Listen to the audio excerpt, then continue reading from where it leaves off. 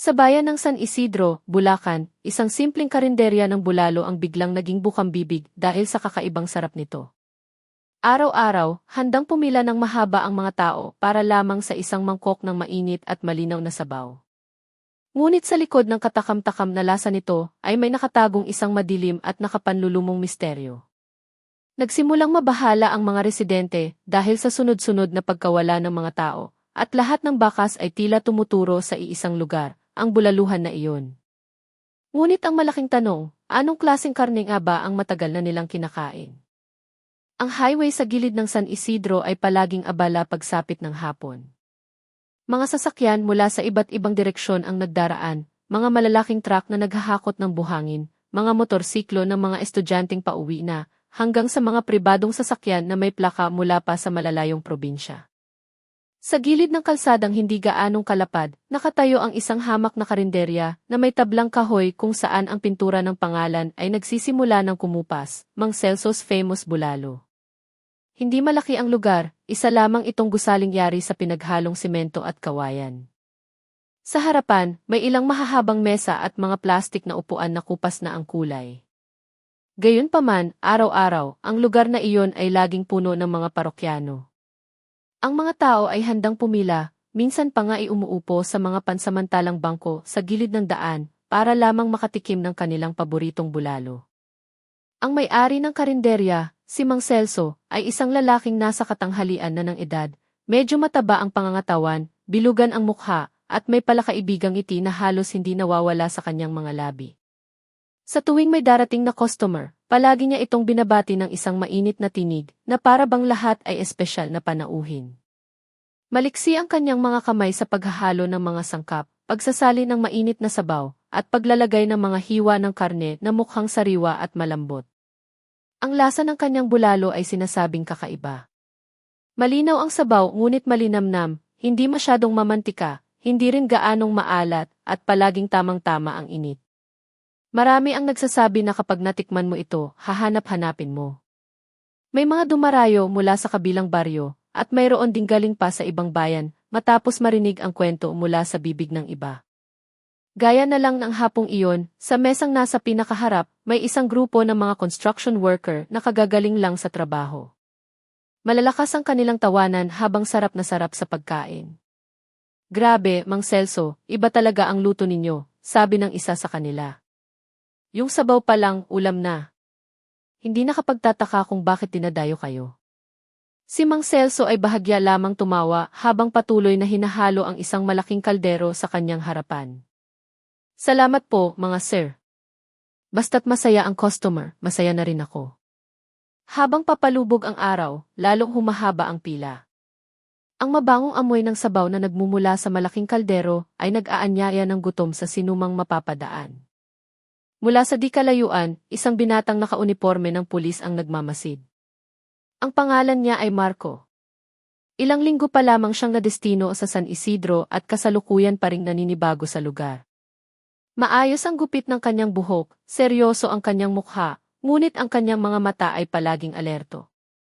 Hindi niya sinasadyang marinig ang kwento tungkol sa karinderya ni Mang Celso mula sa mga residente na nakakausap niya sa kanyang pagpapatrolya. Nagpa siya si Marco na dumaan.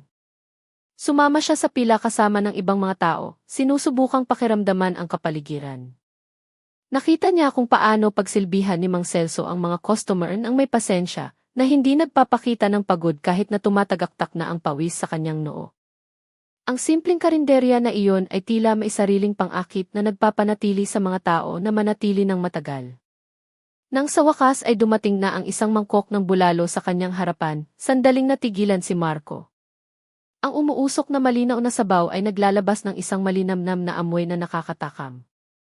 Ang mga hiwa ng karne sa loob ay mukhang napakalambot na maisahog na pritong bawang at dahon ng sibuyas sa ibabaw.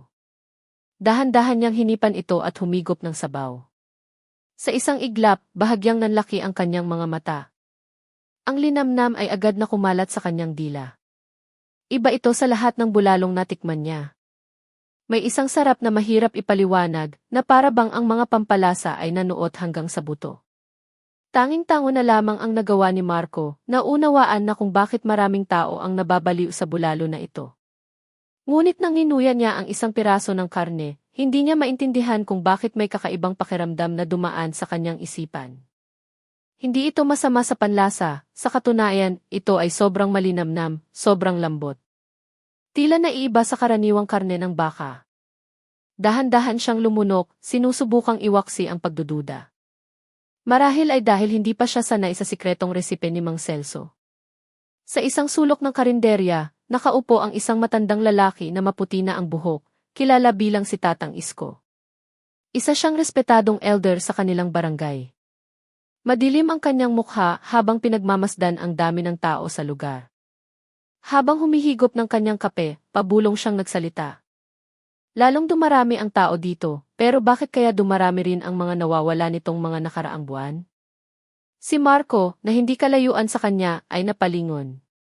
Hindi siya agad tumugon, ngunit itinala niya ang sinabing iyon sa kanyang isipan. Nilapitan ni Mang Celso si Tatang Isko na may malawak na ngiti. Tatang, gaya po ng dati. Bulalo at mainit na kape. Dahan-dahang tumango si Tatang Isko. Celso. Pero huwag masyadong maraming karne. Matanda na ako. Bahagyang tumawa si Mang Celso habang sumasandok ng sabaw. Huwag po kayong mag-alala, Tatang. Ang bulalo ko, pampalusog. Bagay sa lahat. Sa buong hapong iyon, ang kapaligiran sa karinderya ay parang isang maliit na pista. Ang mga tao ay kumakain ng may gana, nagkukwentuhan, at paminsan-minsan ay pinupuri ang sarap ng luto ni Mang Celso. Ngunit sa likod ng ingay na iyon, mayroong isang kakaibang pakiramdam na hindi maalis sa isip ni Marco. Ang paraan ng pagtingin ni Celso kapag naglalagay ng karne sa mangkok, ang paraan ng pagpapanatili niyang sarado ang kanyang kusina upang walang sinuman ang basta-bastang makapasok. At ang paraan ng kanyang pagtawa sa tuwing may magtatanong tungkol sa kanyang sikretong resipe. Nagsimula nang lumubog ang araw sa kanluran, ngunit puno pa rin ang karinderya. Inubos ni Marco ang laman ng kanyang mangkok, nagbayad at lumabas. Mula sa maliit na bintanang salamin sa kusina, nasulyapan niya si Mang Celso na isinasara ang isang malaking sako na nakalagay sa sahig. Mukhang mabigat ang sako, at sa hindi malamang dahilan, may isang bahagyang mapulang kulay na nakikita sa gilid ng tela nito. Sandaling huminto si Marco, bumilis ang tibok ng kanyang puso. Sinubukan niyang pakalmahin ang sarili, sinasabi sa kanyang isipan na marahil ay sariwang karne lamang iyon ng baka nakadarating lang mula sa supplier. Ngunit ang kanyang instinct bilang isang pulis ay may ibang ibinubulong. Mayroong isang bagay na hindi tama. Samantala, si Mang Celso ay patuloy na nakangiting kumakaway sa mga customer na nagpapaalam. Mula sa malayo, ang kanyang mukha ay mukhang mapayapa, na para bang walang itinatagong anumang sikreto. Ngunit sa likod ng ngiting iyon ay mayroong isang bagay na mas madilim, isang bagay na hindi pa nalalaman ng sinuman. Naglakad papalayo si Marco, ngunit ang malinamnam na lasa ng bulalo ay nananatili pa rin sa kanyang dila. Lumingon siya muli bago pa andarin ang kanyang motorsiklo. Sa kanyang isipan, nangako siyang babalik siya balang araw. Hindi lamang para kumain, kundi para alamin kung anong sikreto ang tunay na nakatago sa likod ng karinderya ni Mang Celso. Nang gabing iyon, ang San Isidro ay binuhusan ng ambon. Ang kalsadang kaninang hapon ay abala, ngayon ay tahimik na.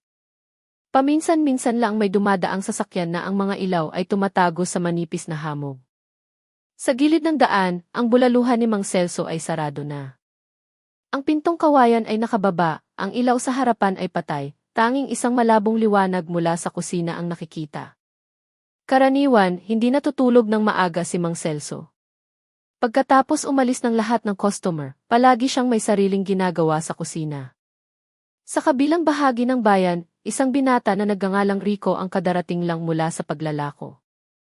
Isa siyang dayo mula sa Bicol, naghahanap ng ikabubuhay sa Bulacan sa pamamagitan ng pagbebenta ng mga mumurahing palamuti. Nang gabing iyon, gutom na gutom siya at pagod. Nang madaanan niya ang malaking kalsada, nahagip ng kanyang mga mata ang tablang kahoy na may nakasulat na in Mang Celso's famous bulalo. Kilala na nga ang lugar na iyon.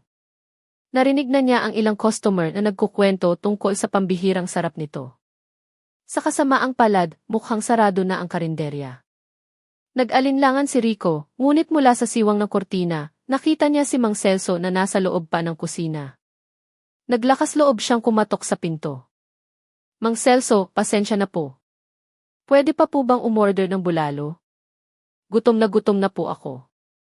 Lumingon si Mang Celso mula sa kusina. Basa ng pawis ang kanyang mukha kahit na malamig ang gabi. Sandali siyang natigilan bago lumapit na may palakaibigang ngiti. Naku, naman, iho. Pumasok ka. Sarado na kami, pero kung isang mangkok lang, ayos lang.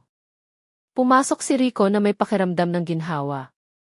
Umupo siya sa isang silya malapit sa pinto habang si Mang Celso ay nagmamadaling bumalik sa kusina. Hindi nagtagal, isang mangkok ng mainit na bulalo ang inihain sa kanyang harapan. Umuusok pa ito at ang amoy ay nakakatakam. Agad itong kinain ni Rico ng may gana. Halos hindi niya napansin si Mang Celso na nakatayo sa likod ng kurtina ng kusina, pinagmamasdan ang bawat kutsarang pumapasok sa kanyang bibig.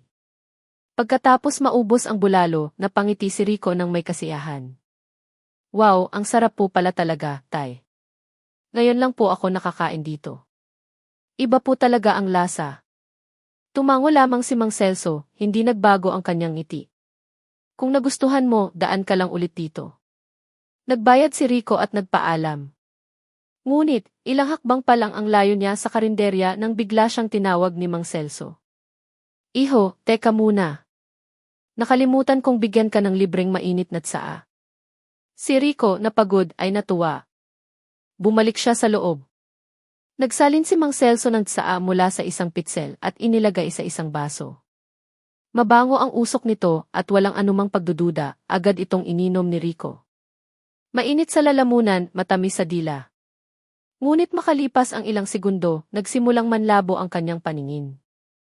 Nahulog ang baso mula sa kanyang kamay, nang hina ang kanyang katawan at sa huli bumagsak siya sa sahig. Lumapit si Mang Celso. Dahan-dahan, nanatiling kalmado ang kanyang mukha. Yumuko siya, tinitiyak na si Rico ay wala ng lakas. Pagkatapos ay hinila niya ang katawan nito papasok sa kusina at isinara ng mahigpit ang kurtina. Ang tunog ng ulan sa labas ang sumakop sa lahat ng ingay. Walang sinuman ang nakapansin sa kung ano ang katatapos lang mangyari. Kinabukasan ng umaga, isang nakakagulat na balita ang kumalat. Si Rico ay hindi na bumalik sa kanyang boarding house. Ang kanyang mga kaibigan, na kapwa niya rin dayo, ay nagsimulang mag-alala. Hinanap nila siya sa palengke, nagtanong sa mga residente, at pinuntahan pa ang ospital, ngunit si Rico ay hindi matagpuan. Si Tatang Isko, na nakarinig ng balita, ay may biglang naalala. Sa mga nakalipas na buwan, mayroon nang ang ilang mga dayo ang nawala ng walang bakas. Kadalasan, sila ay mga estranghero na sandali lang naninirahan sa bayan, kaya't hindi gaanong napapansin ng mga residente. Ngunit sa pagkakataong ito, iba ang pakiramdam. Nagsimulang mabahala si Tatang Isko at ang kanyang isipan ay agad na napunta sa isang lugar, ang bulaluhan ni Mang Celso. Nang hapon na iyon, bumalik si Marco sa karinderya. Narinig na niya ang ulat tungkol sa pagkawala ni Rico. Sadyang pumunta siya bilang isang ordinaryong customer, kahit na ang kanyang puso ay puno ng mga tanong. Ang lugar ay abala na naman tulad ng dati. Ang mga tao ay matyagang nakapila. Mga masayang mukha na nag-aabang ng isang mangkok ng bulalo. Walang sinuman ang nag-aakala na isang araw bago nito, isang lalaki ang nawala pagkatapos pumasok sa lugar na ito. Umupo si Marco sa isang sulok, pinagmamasdan si Mang Celso mula sa malayo. Ang paraan ng mabilis na pagkilos ni Celso, ang kanyang palakaibigang ngiti, lahat ay tila normal. Ngunit si Marco, na sinanay na maging mapanuri sa maliliit na detalye, ay nagsimulang makahanap ng mga bagay na nakakabahala. Napansin niya ang kusina ni Celso na laging sarado ng isang makapal na kortina. Walang sinuman ang pinapayagang pumasok, kahit na ang mga katulong niya sa karinderya. Lahat ng sangkap ay direktang kinukuha ni Celso mula roon. Nang ilagay ang isang mangkok ng bulalo sa kanyang harapan, sandaling yumuko si Marco. Ang malinaw na sabaw ay nakakatakam pa rin, ang amoy nito ay tila sumasayaw sa hangin. Ngunit, sa pagkakataong ito, hindi niya ito agad kinain. Kumuha siya ng tinidor, inalis ang mga hiwa ng karne isa-isa, at pinagmasdan itong mabuti. Kakaiba ang pakiramdam. Ang karne ay tila mas maputla kaysa karaniwan at ang hibla nito ay hindi eksaktong katulad ng karne ng baka na kanyang kilala. Humigop siya ng kaunting sabaw para lamang hindi maghinala si Celso. Pagkatapos ay maingat niyang inilagay ang mangkok. Ang kanyang tingin ay lumibot sa buong karinderya, pinagmamasdan ang mga taong labis na nasisiyahan sa kanilang pagkain nang hindi alam kung ano talaga ang kanilang niluluno. Si Tatang Isko, na nagkataong nandoon din, ay lumapit. Umupo siya sa tabi ni Marco, nakatingin ng may pag-aalala. Sa mahinang boses, bumulong siya, "Iho, pulis ka, hindi ba?" "Alam ko. Mag-ingat ka sa lugar na ito. Hindi ito ang unang beses na may nawala matapos huling makita dito." Mabilis na lumingon si Marco, ngunit umiling lang si Tatang Isko na para bang ayaw nang magsalita pa sa gitna ng maraming tao. Si Mang Celso, mula sa likod ng counter, ay abala pa rin sa pagsisilbi sa mga customer. Ang kanyang ngiti ay kasing lapad ng dati, na para bang walang anumang kahina-hinala. Gabi na at nagpa siya si Marco na umuwi na may halong damdamin. Ang kaso ni Rico na nawawala ay hindi isang pagkakataon. Mayroong isang pattern na kailangan niyang pag-aralan ng mas malalim. Alam niyang tama ang kanyang kutob, ngunit walang ebidensya, wala siyang magagawa. Maaari lamang siyang maghintay, magmasid, at maghanap ng pagkakataon upang isiwalat ang katotohanan sa likod ng perpektong bulalo na iyon.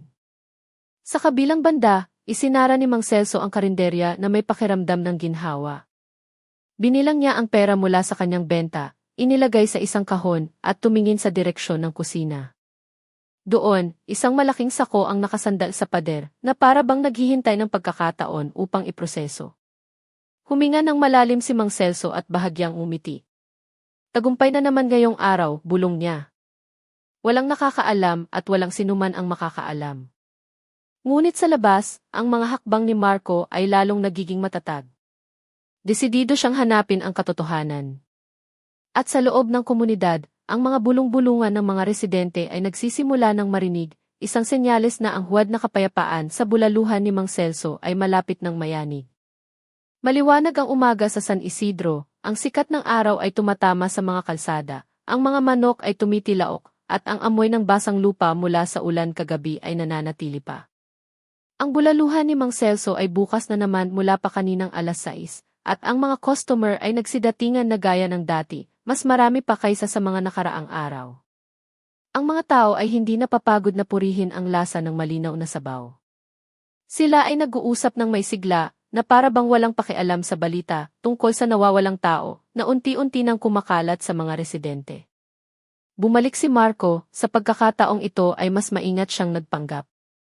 Hindi siya naka-uniforme, isang simpleng t-shirt at jacket lamang para hindi magmukhang kahina-hinala.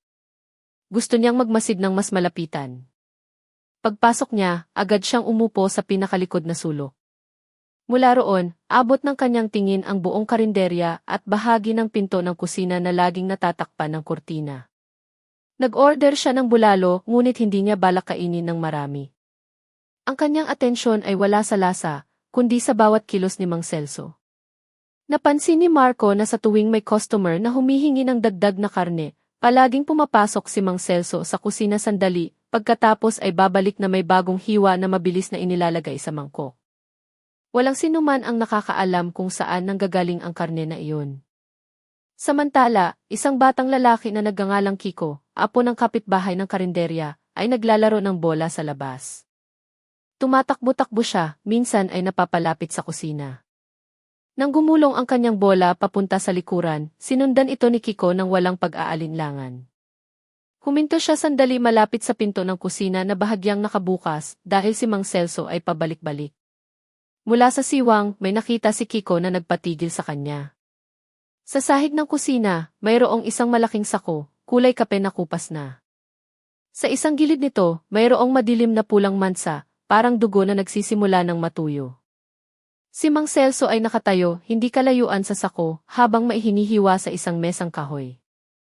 Narinig ni Kiko ang malakas na tunog, parang karne na pinupukpok ng matalim na kutsilyo. Kinagat ng bata ang kanyang labi, tumindig ang kanyang mga balahibo. Agad niyang kinuha ang kanyang bola at tumakbo papalayo. Si Marco, na nagkataong nakaupo malapit sa likurang pinto, ay nasulyapan si Kiko na lumabas na maputla ang mukha. Naghinala siyang may nangyari. Dahan-dahang tumayo si Marco, nagkunwaring pupunta sa banyo na nasa tabi ng kusina. Mula roon, mas malapit niyang maririnig ang mga nangyayari. May mga mahinang tunog na nanggagaling sa likod ng kurtina. May tunog ng metal na tumatama sa kahoy. Pagkatapos ay tunog ng tubig na umaagos na para bang maihinuhugasan. Bigla, may naamoy siyang kakaiba na tumusok sa kanyang ilong. Hindi ito amoy ng karaniwang karne ng baka. May malansang amoy na may halong pampalasa na nagpaduwal sa kanya. Bumalik siya sa kanyang mesa, umupo na nagkunwaring kalmado. Patuloy na nagmamasid ang kanyang mga mata. Lumabas si Mang Celso mula sa kusina na may palakaibigang ngiti, dala ang isang mangkok ng bulalo para sa isang customer. Ang kanyang mga kilos ay relax, walang anumang kahina-hinalang senyales. Ngunit para kay Marco, iyon mismo ang pinaka-nakakatakot. Ang isang tao ay maaaring gumawa ng isang bagay na karumal-dumal habang nananatiling kalmado at nakangiti.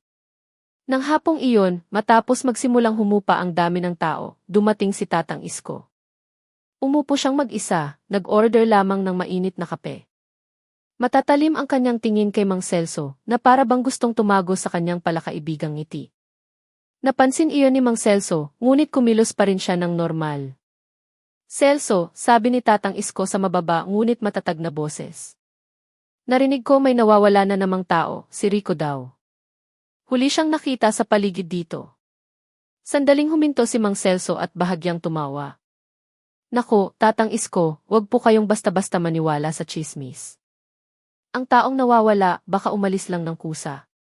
At saka, ano naman po ang kinalaman niyan sa karinderya ko?" Hindi agad sumagot si Tatang Isko. Dahan-dahan niyang ininom ang kanyang kape at tinitigan si Celso ng malalim. "Matanda na ako, Celso. Maaaring malabo na ang mga mata ko, pero nararamdaman pa rin ang puso ko na mayroong hindi tama sa lugar mo." Umiti lamang si Mang Celso at bumalik sa kusina. Hinayaan niyang nakabitin sa hangin ang mga salitang iyon nang walang malinaw na sagot. Si Marco, na nakaupo hindi kalayuan, ay narinig ang pag-uusap na iyon. Lalong tumibay ang kanyang paniniwala na ang hinala ng mga residente ay may basehan. Ngunit alam din niya na walang konkretong ebidensya. Kung walang pruweba, lahat ay mananatiling akusasyon lamang na maaaring bumalik sa kanya. Nang gabing iyon, muling nagpanggap si Marco. Sa pagkakataong ito, naghintay siya mula sa malayo, ipinarada ang kanyang motorsiklo sa kabilang kalsada na patay ang ilaw. Mula sa likod ng kanyang helmet, pinanood niya ang karinderya ni Celso na sarado na. Ang ilaw sa kusina ay bukas pa at ang anino ni Celso ay makikitang pabalik-balik. Bandang 10:00 ng gabi, nakita ni Marco si Celso na lumabas dala ang malaking sako na katulad ng nakita ni Kiko kaninang tanghali. Hirap na hirap si Celso sa pagbubuhat nito. Mabibigat ang kanyang mga hakbang habang tumatawid papunta sa likuran ng karinderya, patungo sa isang maliit na bodega na bihirang buksan. Kinuyom ni Marco ang kanyang mga kamay, kumakabog ang kanyang puso.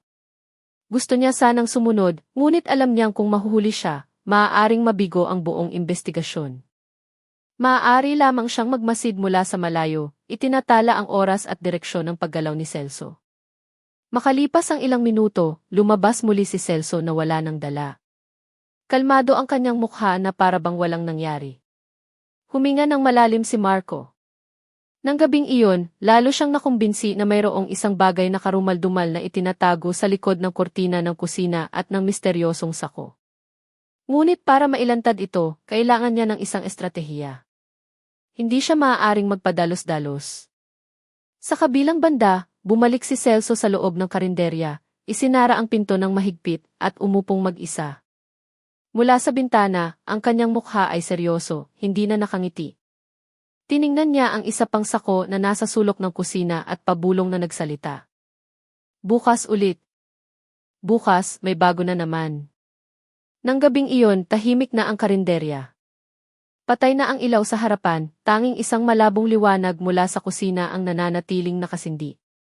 Si Mang Celso ay nakaupong mag-isa sa isang mahabang upuan, nakatitig sa isang baso ng kape na lumamig na. Kalmado ang kanyang mukha, ngunit sa kanyang mga mata, may anino ng nakaraan na unti-unting lumilitaw. Si Celso ay hindi naman talaga isang taong nagsimula bilang may-ari ng bulaluhan. 20 taon na ang nakalipas, siya ay isa lamang hamak na trabahador sa isang matadero sa Tondo. Mahirap ang buhay niya noon. Bawat umaga, kailangan niyang katayin ang mga baka o baboy, linisin ang dugo, at ihanda ang karne para sa mga nagtitinda. Dahil sa kanyang trabaho, nasanay si Celso sa amoy ng lansa, sa sariwang dugo na umaagos, at maging sa hiyaw ng mga hayop na kinakatay. Sa simula, iniisip niyang ordinaryo lang ang trabahong iyon.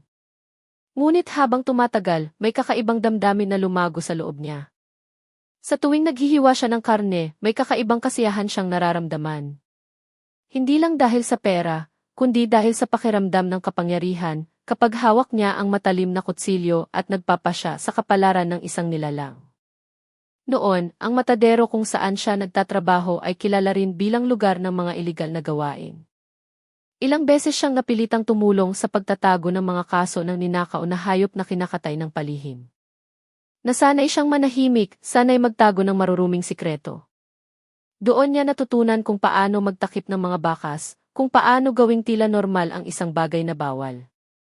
Naaalala pa ni Celso ang isang pangyayari na nagpabago sa kanyang buhay. Isang gabi, isang dayuhang lalaki ang dinala sa matadero. Puno ng sugat ang mukha nito, nakagapos ang katawan. Hindi siya hayop kundi isang tao.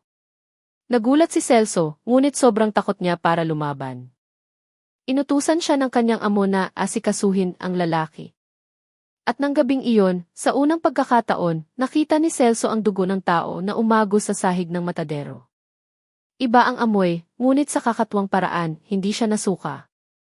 Sa halip, isang pagkausisa ang lumitaw.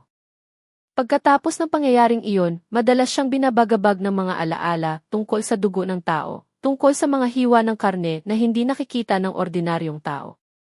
Sinubukan niyang kalimutan, ngunit habang pinipilit niya, lalong lumalakas ang kanyang pagkausisa. Nang mahuli ng mga pulis ang kanyang amo makalipas ang ilang taon, tumakas si Celso. Iniwan niya ang kanyang trabaho, sinubukang mamuhay ng normal. Nag-asawa siya at nagbukas ng isang maliit na karinderya na nagbebenta ng simpleng pagkain. Ang kanyang asawa, isang mabait na babae, ay hindi kailanman nalaman kung ano talaga ang nangyari sa nakaraan ng kanyang asawa. Ngunit, hindi nagtagal ang kanilang pagsasama. Biglang namatay ang kanyang asawa dahil sa sakit, iniwan si Celso na mag-isa. Ang kalungkutan ay nagpabalik sa madilim na pag-iisip ni Celso. Nagsimula siyang mag-eksperimento sa pagluluto ng karne sa ibang paraan. Naalala niya ang gabi sa matadero nang makita niya ang mga hiwa ng karne ng tao at ikinumpara ito sa karne ng baka. Sa kanyang isipan, may isang kakaibang paniniwala na makakagawa siya ng isang espesyal na lutuin kung maglalakas loob siyang gawin ang parehong hakbang. Tinabunan ni Celso ang kanyang mukha ng dalawang kamay. Malinaw pa rin ang alaala. Kahit na maraming taon na ang lumipas, alam niyang dapat na siyang huminto. Dapat na siyang mamuhay ng tahimik sa kanyang bulaluhan. Ngunit sa tuwing may nawawalang tao, sa tuwing nalalasahan niya ang linamnam na hindi kayang pantayan ng karne ng baka, nararamdaman niyang lalong nagiging mahirap huminto. Sa kabilang banda, si Marco ay patuloy pa ring nagmamasid. Nang gabing iyon, muli siyang nagpatrolya malapit sa karinderya ni Celso. Mula sa labas, nakita niya ang isang taong nakaupong mag-isa na tila lubog sa malalim na pag-iisip. Sandaling huminto si Marco, hindi pumasok, nagmasid lamang. Sa kanyang isipan, nagtatanong siya, sino ba talaga si Celso? Saan siya natutong magluto ng bulalo na napakasarap ngunit puno ng misteryo? Hindi rin makatulog si Tatang Isko. Ang matandang lalaki ay nakaupo sa beranda ng kanyang bahay, nakatingin sa direksyon ng karinderya ni Celso mula sa malayo. Kilala na niya si Celso mula pa noong bata ito. Alam niyang nagtrabaho si Celso sa matadero, ngunit hindi niya kailanman inakala na mayroong isang bagay na mas madilim na maaaring nakatago sa likod ng palakaibigang mukha na iyon. Lalong tumibay ang kanyang hinala, lalo na nang marinig ang balita tungkol sa pagkawala ni Rico. Lumalalim na ang gabi. Tumayo si Celso at naglakad papunta sa kusina. Binuksan niya ang isang malaking freezer sa sulok ng silid. Sumambulat ang malamig na hangin at sa loob nito, maayos na nakasalansan ang ilang mga piraso ng karne na nakabalot sa plastik. Matagal itong tinitigan ni Celso at bahagyang ngumiti. Lahat ng tao gusto ang bulalo ko, bulong niya. Hindi nila alam ang totoong sikreto. Habang isinasara ang pinto ng freezer, muling lumipad ang kanyang isipan sa kanyang kabataan. Naalala niya ang mukha ng dayuhang lalaki na tinulungan niyang katayin sa matadero. Mula sa pangyayaring iyon, natutunan niyang maaaring mawala ang isang tao nang walang bakas, kailangan lang itago ng maayos. At ngayon, makalipas ang maraming taon, siya ang naging patunay. Ang mga tao ay dumarating, kumakain ng may gana, at pagkatapos ay pumupuri. Walang nagtatanong kung saan nanggagaling ang lahat ng karne na iyon. Si Marco, na nagmamasid pa rin mula sa malayo, ay nakaramdam ng bigat sa dibdib. Wala pa siyang ebidensya, ngunit ang pakiramdam ng pag-aalala ay lalong tumitindi. Sa kanyang puso, nangako siyang mas malalim niyang aalamin ang nakaraan ni Celso. Kung totoo ngang may krimen sa likod ng palakaibigang ngiti na iyon, darating ang panahon upang ilantad ang lahat. Isinara ni Celso ang pinto ng kusina ng mahigpit. Bumalik siya sa pagkakaupo, binuksan ang isang lumang radyo na nagpapatugtog ng mga lumang kanta. Sa kanyang mukha, may isang bahagyang ngiti. Para sa kanya, ang gabing ito ay paalala lamang na ang kanyang madilim na sikreto ay hindi pa nabubunyag. At habang ang lahat ay nalulunod sa sarap ng kanyang bulalo, ligtas pa rin siya. Ngunit, sa kaibuturan ng kanyang puso, alam ni Celso na ang mga anino ng nakaraan ay hindi maaaring itago magpakailanman. Nang gabing iyon, malakas ang buhos ng ulan sa mga tahimik na kalsada ng San Isidro. Dala ng hangin ang amoy ng basang lupa na maihalong amoy ng bulalo na nananatili pa rin sa paligid ng karinderya ni Celso. Kahit sarado na ang lugar, ilang beses na may kumikislap na ilaw mula sa loob ng kusina, gising pa si Celso. Sa kanyang bahay na hindi kalayuan, hindi mapakali si Marco sa pagkakahiga. Nakatitig ang kanyang mga mata sa kisame, habang ang kanyang mga tainga ay matalas na nakikinig sa mga tunog sa labas. Nitong mga nakaraang araw, madalas siyang makarinig ng mga bulong-bulungan mula sa mga residente. May nagsasabing nakarinig sila ng mahinang sigaw sa kalagitnaan ng gabi. Mayroon ding nakakita ng anino ng isang tao na nagmamadaling naglalakad sa paligid ng karinderya ni Celso. Ang lahat ng balitang iyon ay lalong nagpatibay sa paniniwala ni Marco na mayroong isang bagay na itinatago. Bandang hating gabi, isang tunog ng sigaw ang talagang narinig. Hindi malakas, ngunit sapat na para tumindig ang mga balahibo. Ang tunog ay nagmula sa direksyon ng hardin sa likod, malapit sa kusina ng karinderya. Agad na bumangon si Marco, isinuot ang kanyang jacket, at kinuha ang isang maliit na flashlight. Lumabas siya ng bahay ng tahimik, maingat na naglalakad sa ilalim ng ulan na nagsisimula ng tumila. Nang makarating siya sa kalsada sa tabi ng karinderya, huminto si Marco. Pinakiramdaman niya ang paligid. Ang sigaw ay hindi na marinig. Ngunit may ibang tunog, parang may isang bagay na mabigat na hinihila sa lupa. Itinutok ni Marco ang kanyang flashlight, ngunit wala siyang nakita. Nakita lamang niya ang mga bakas ng gulong ng isang maliit na kariton na patungo sa direksyon ng hardin sa likuran. Yumuko si Marco, pinagmamasdan ang maputik na lupa. Mayroong isang bahagyang mapulang mansa na nakahalo sa tubig ulan. Agad na sinabi ng kanyang kutob, dugo yan. Lalong bumilis ang tibok ng puso ni Marco. Alam niyang maaaring ito na ang mahalagang ebidensya. Dahan-dahan niyang sinundan ang bakas. Sa huli, nakarating siya sa likuran ng kusina ng karinderya. Mula sa siwang ng isang lumang tabla, nakita niya ang liwanag ng ilaw at ang anino ni Celso na pabalik-balik. Mukhang abala ang lalaki, ang kanyang mga kamay ay puno ng isang bagay na maitim, hindi malaman kung dugo o mantika. Pinigil ni Marco ang kanyang hininga. Alam niyang hindi siya dapat magpadalos-dalos. Kailangan niyang maghintay ng tamang pagkakataon. Samantala, sa kanyang bahay, nagising din si Tatang Isko dahil sa kakaibang tunog kanina. Tumayo ang matandang lalaki sa beranda, hawak ang isang tungkod na kahoy. Ang kanyang tingin ay nakatuon sa direksyon ng karinderya. Mayroong isang pag-aalala na hindi niya maipaliwanag. Matagal na niyang pinaghihinalaan si Celso, ngunit ngayong gabi, mas malakas ang kanyang kutob. Kinabukasan ng umaga, mabilis na kumalat ang balita tungkol sa sigaw ng nakaraang gabi. Ang mga residente ay nagpalitan ng kwento. Ang ilan ay natatakot, habang ang iba ay sinusubukang pakalmahin ang sarili sa pagsasabing baka tunog lang iyon ng hayop. Ngunit lalong lumakas ang kanilang takot ng isang nagtitinda ng gulay ang nagulat na nakakita siya ng isang basang piraso ng damit na may mansa ng dugo sa gilid ng daan malapit sa karinderya ni Celso. Agad na sinuri ni Marco ang ulat. Natagpuan niya ang tela at dinala ito bilang ebidensya. Sa kanyang puso, alam niyang sapat na ito upang palakasin ang kanyang hinala. Ngunit alam din niya na para mahuli si Celso, kailangan niya ng ebidensya na hindi maikakaila.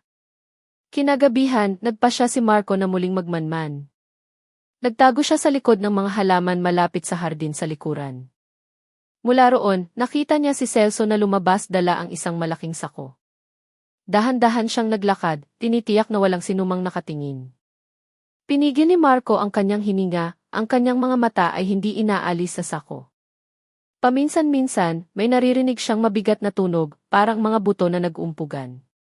Naghukay si Celso ng lupa sa sulok ng hardin at inilagay ang isang bagay mula sa sako sa loob ng butas. Pagkatapos, tinabunan niya ito muli ng basang lupa, inaayos ito upang hindi magmukhang kahina-hinala. Pagkatapos nito, bumalik siya sa kusina nang hindi lumilingon. Naghintay si Marco ng ilang sandali at lumapit. Lumuhod siya malapit sa lupa na katatapos lang hukayin ni Celso. Kinapa niya ang lupa, malambot pa, basa pa. Nakakita siya ng isang hibla ng buhok na nakadikit sa lupa. Mahabang buhok na kulay itim. Mahigpit niya itong hinawakan. Sapat na ito, bulong niya. Ngunit alam niyang kung kikilos siya ng padalos-dalos, maaaring maghinala si Celso at itago ang lahat ng bakas. Kailangan niyang maging matyaga at maghintay ng tamang oras para ilantad ang lahat. Sa kabilang banda, bumalik si Celso sa loob ng karinderya. Naghugas siya ng kanyang mga kamay, binuksan ang kalan, at nagsimulang magpakulo ng sabaw ng bulalo tulad ng dati. Sa kanyang mukha, may isang bahagyang ngiti. Para sa kanya, ang gabing ito ay bahagi lamang ng kanyang rutina. Walang sinuman ang makakahula kung ano talaga ang kanyang ginagawa. Walang sinuman ang naglakas loob na magtanong ng mas malalim. Lahat ay masyadong abala sa pag-enjoy sa sarap ng kanyang bulalo.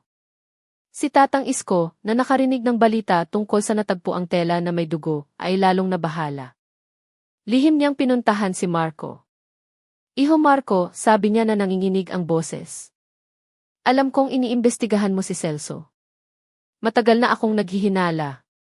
Kung talagang siya ang dahilan ng pagkawala ng mga tao, kailangan mong kumilos ng mabilis. Huwag nating hayaang may mabiktima pa. Tiningnan ni Marco ang mga mata ng matandang lalaki. Ramdam niya ang kanyang sinseridad at takot. Huminahon po kayo, Tatang.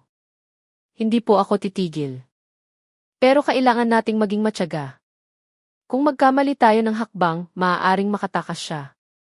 Dahan-dahang tumango si Tatang Isko, kahit na nananatiling madilim ang kanyang mukha. Gabi na at bumalik si Marco sa kanyang bahay na puno ng mga plano. Ang mga ebidensya ay nagsisimula ng maipon. Mansa ng dugo, damit, buhok, at mga testimonya ng mga residente, lahat ay tumuturo sa iisang pangalan, Celso. Alam niyang malapit na ang oras, malapit nang mabunyag ang katotohanan. Ngunit, alam din ni Marco na habang papalapit siya sa katotohanan, lalong tumataas ang panganib. Kung malaman ni Celso na minamanmanan siya, hindi malayong gumawa siya ng isang bagay na mas malupit. Ipinikit ni Marco ang kanyang mga mata, nanalangin sa kanyang puso, Panginoon, protektahan mo po ang mga taga-baryo. Huwag po ninyong hayaang may mabiktima pa. At kung si Celso nga po ang maisala, hayaan ninyong malantad ang lahat sa tamang panahon. Sa karinderya, hinipa ni Celso ang sabaw ng bulalo na kumukulo. Kumalat ang mabangong amoy sa buong silid. Ngumiti siya at pabulong na nagsalita, bukas, mas marami pa ang darating. At sa labas, ang langit ng San Isidro ay muling dumilim, na para bang itinatago ang isang sikretong lalong nagiging mabigat. Nang umagang iyon, ang baryo ay basa pa rin dahil sa ulan kagabi. Madulas ang kalsada, malamig ang hangin, at ang amoy ng lupa ay maihalong amoy ng sabaw ng bulalo na nagmumula na sa karinderya ni Celso. Gaya ng dati, nagsimula ng mabuo ang pila ng mga customer. Ang mga tao ay dumarating na may masayang mukha, walang anumang hinala sa madilim na sikretong nakatago sa likod ng mga pader ng lugar na iyon. Nakatayo si Marco sa di kalayuan, nagmamasid. Pinagmamasdan niya ang bawat kilos ni Celso na nagsisilbi sa mga customer na may palakaibigang ngiti. Sa labas, lahat ay tila normal, masaya pa nga. Ngunit, alam ni Marco na ang nakikita ng mga tao ay isang maskara lamang. Tanghali, umalis muna si Marco sa baryo. Nagtungo siya sa istasyon ng pulisya sa sentro ng bayan. Doon niya nakilala si Police Captain Reyes, isang senior officer na pinagkakatiwalaan niya mula pa nang magsimula siyang magtrabaho. Dala ni Marco ang isang maliit na bag na naglalaman ng mga ebidensya, ang piraso ng tela na may dugo, ang buhok na natagpuan sa likod bahay, at ang mga tala ng testimonya ng mga residente na nakarinig ng sigaw sa gabi. Kapitan, sa tingin ko sapat na ito para gumawa ng susunod na hakbang, sabi ni Marco. Seryoso po, lahat ng ebidensya ay tumuturo kay Celso. Binuksan ni Captain Reyes ang bag, sinuri ang bawat isa ng mabuti. Seryoso ang kanyang mukha, walang anumang emosyon. Ito ay talagang kahina-hinala, pero kailangan natin ang direktang ebidensya. Hindi tayo maaaring basta-basta na lang manghuli, baka maakusahan tayo ng paninirang puri. Marco, sigurado ka bang handa kang pumasok ng mas malalim? Tumango si Marco ng may determinasyon. Matagal ko na po siyang minamanmanan. Hindi po siya kasing linis ng inaakala ng lahat. Sigurado po akong may itinatago siya sa loob ng karinderya na iyon. Sandaling natahimik si Captain Reyes at huminga ng malalim. Sige, gawin natin ito ng maingat. Magpapadala ako ng ilang mga tauhan na magpapanggap bilang mga customer. Ikaw pa rin ang magiging pangunahing tagamasid sa lugar. Kung may pagkakataon, huhulihin natin siya. Tumango si Marco. Ang kanyang pakiramdam ay pinaghalong kaba at pananabik. Ito ay isang malaking pagkakataon ngunit mapanganib din. Nang gabing iyon, bumalik si Marco sa baryo. Nakipagkita siya kay Tatang Isko sa beranda ng bahay ng matanda. Mukhang pagod si Tatang Isko, ngunit ang kanyang mga mata ay nag-aalab pa rin sa pag-iingat. Iho Marco, kumusta? May balita na ba? Tanong niya na paos ang boses. Opo, Tatang. Nakapag-ulat na po ako sa aking superior. Sasama na po ang mga pulis. Pero kailangan po nating maging matyaga. Huwag po nating hayaang maghinala si Celso. Kung malaman niya, maaaring magkagulo ang lahat, sagot ni Marco. Dahan-dahang tumango si Tatang Isko, kahit na malinaw ang pag-aalala sa kanyang mukha. Matanda na ako, iho. Pero ayokong patuloy na balutin ng takot ang baryo na ito. Kung si Celso nga ang may sala, maaga man o huli, malalaman din iyan.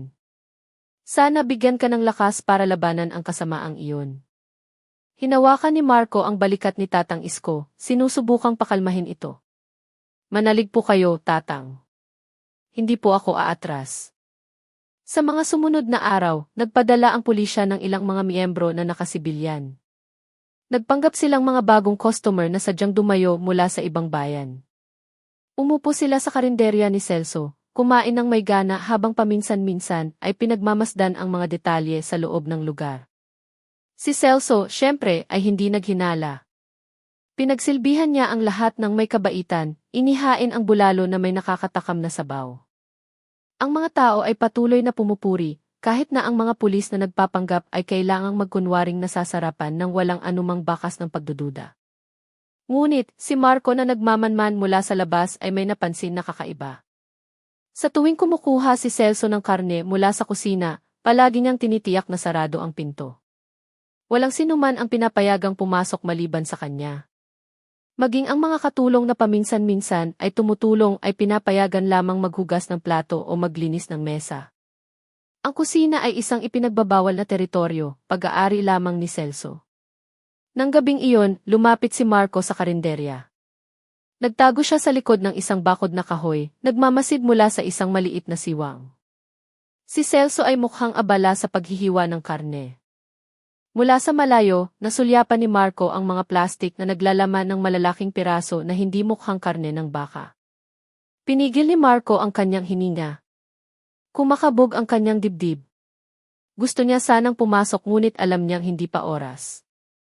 Kailangan niyang maghintay ng opisyal na utos mula kay Captain Reyes.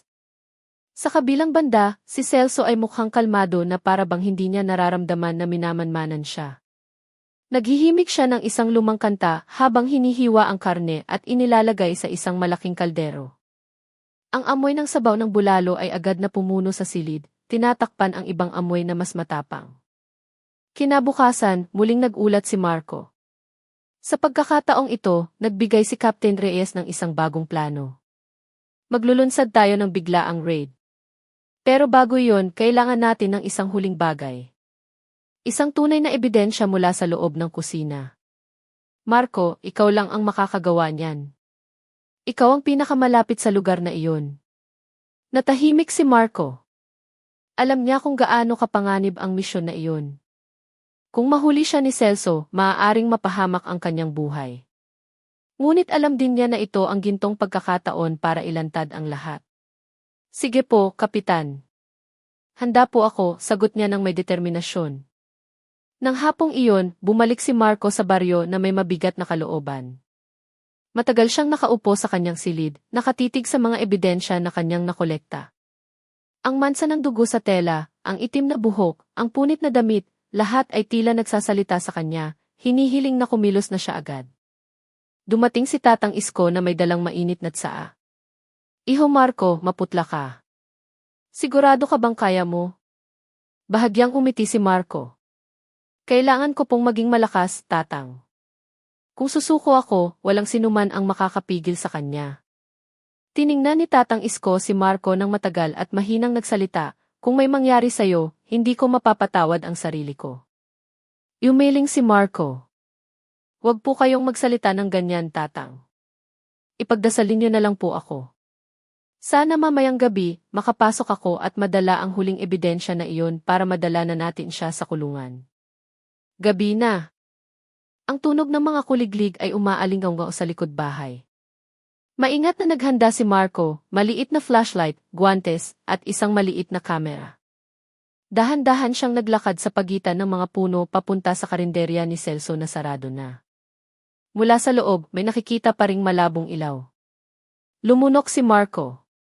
Ito na ang sandali. Maingat siyang lumapit sa gilid na pinto ng kusina. Nanginginig ang kanyang kamay nang hawakan niya ang lumang hawakan ng pinto. Kumakabog ang kanyang puso, ngunit alam niyang hindi na siya maaaring umatras.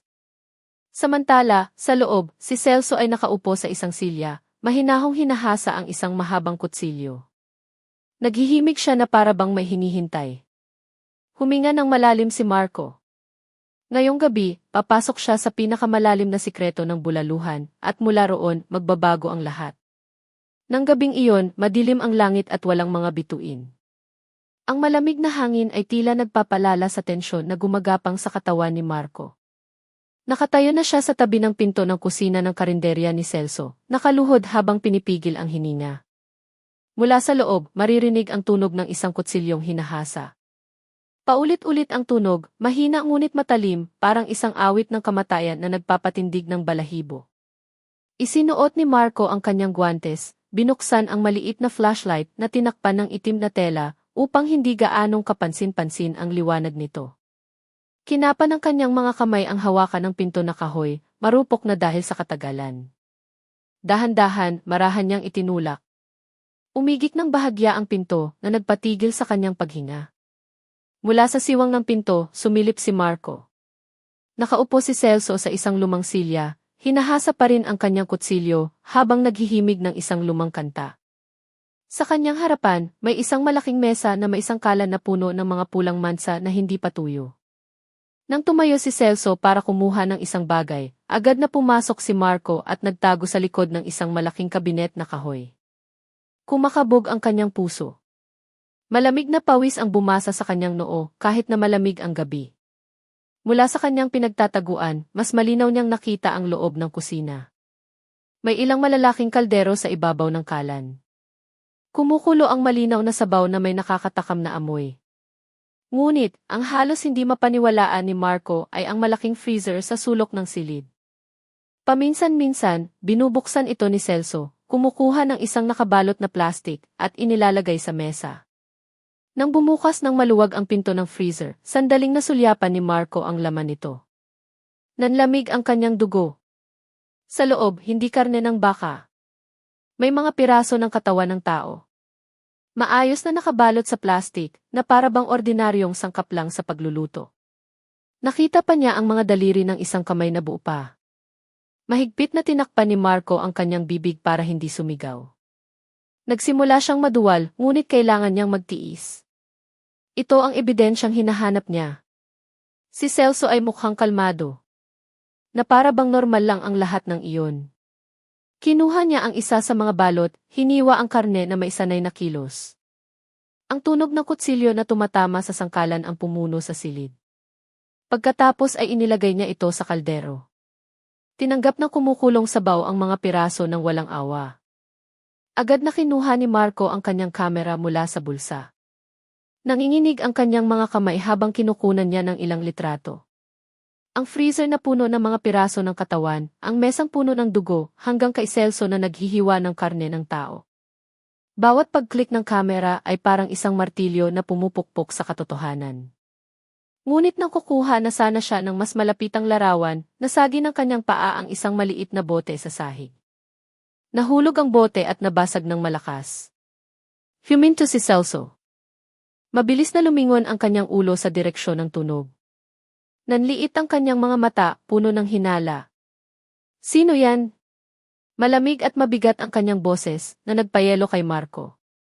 Pinigil ni Marco ang kanyang hininga, lalong nagtago sa likod ng kabinet. Tumayo si Celso, dala ang mahabang kutsilyo sa kanyang kamay. Dahan-dahan siyang naglakad, sinisiyasat ang bawat sulok ng kusina. Napakatindi ng tensyon. Rinig ni Marco ang tibok ng sarili niyang puso. Kung matagpuan siya ni Celso ngayon, tapos na ang lahat. Sa kabutihang palad, isang malakas na hangin mula sa labas ang nagpaigik sa bintana. Lumingon si Celso sa direksyon ng bintana, nagmura at bumalik sa mesa. Hangin lang pala, bulong niya habang inilalagay ang kutsilyo. Nakahinga ng maluwag si Marco. Kahit na nanginginig pa rin ang kanyang katawan, alam niyang wala na siyang maraming oras. Agad siyang gumapang papalabas, papalapit sa gilid na pinto. Bago lumabas, lumingon siya muli. Bumalik na si Celso sa paghihiwa ng karne. Kalmado ang kanyang mukha, na para bang walang anumang hinala.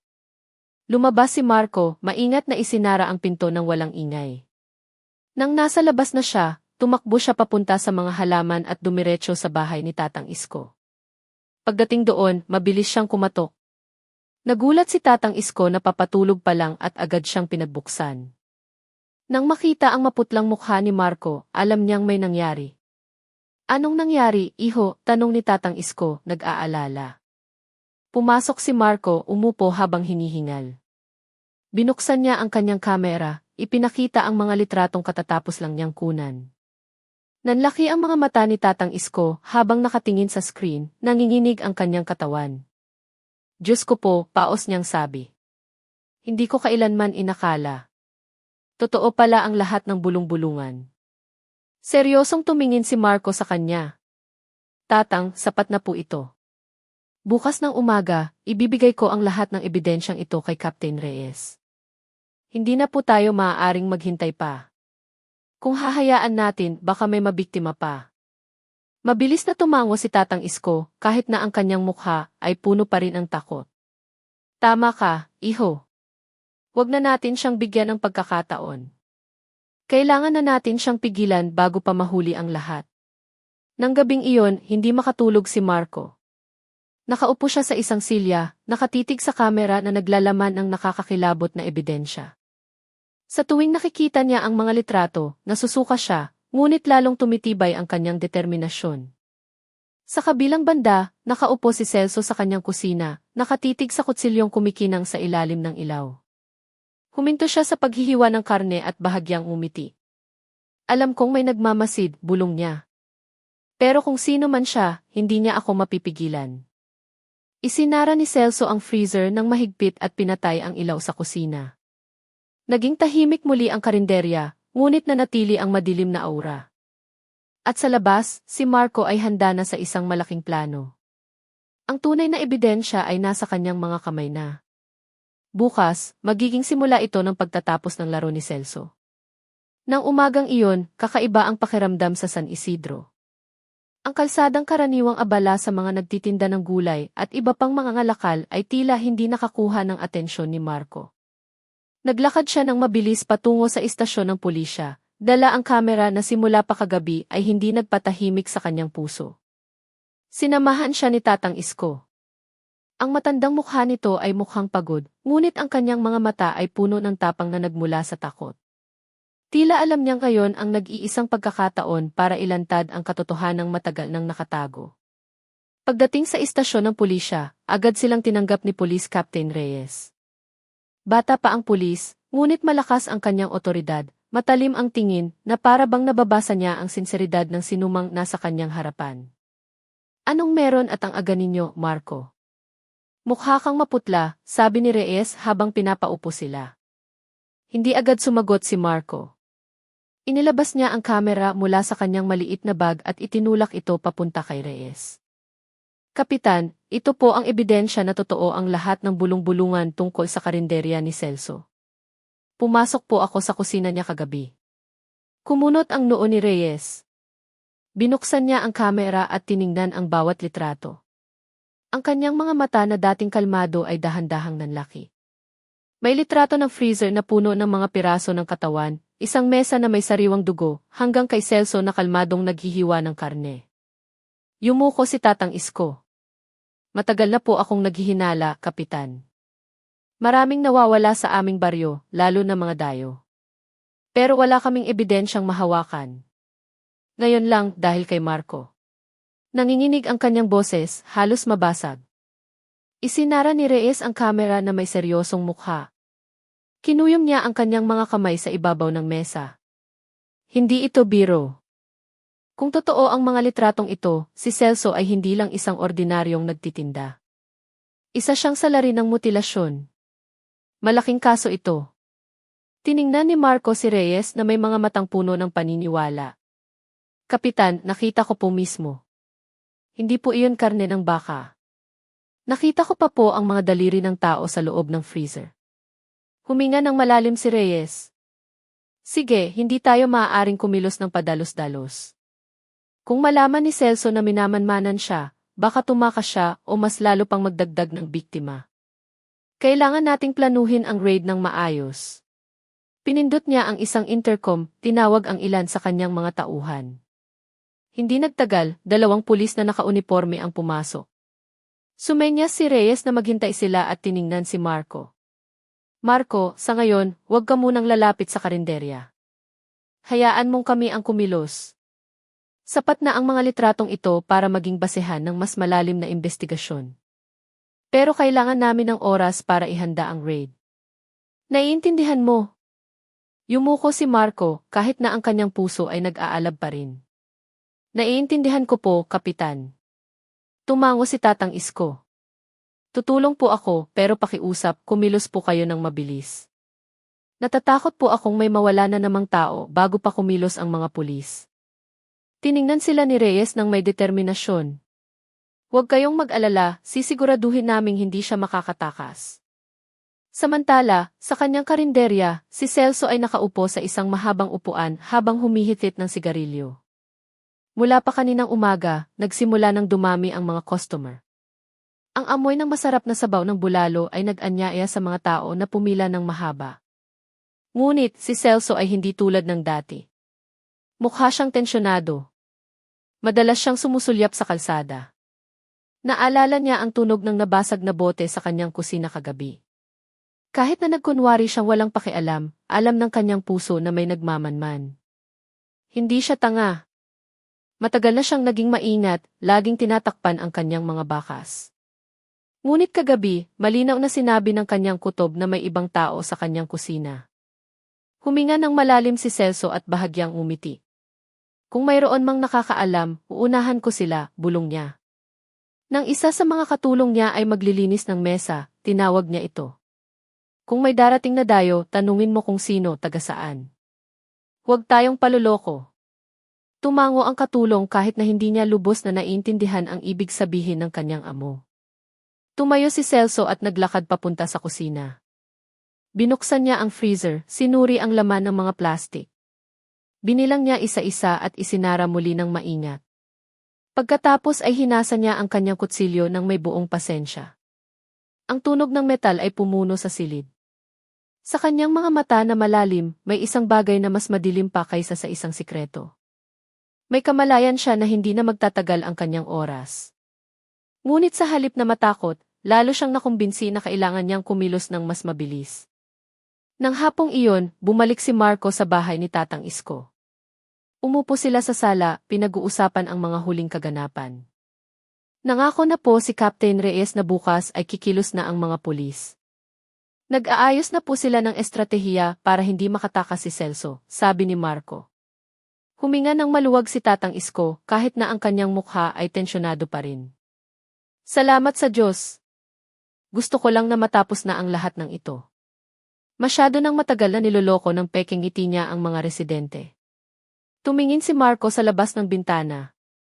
Tahimik ang kalsada. May ilang mga bata lang na nagtatakbuhan.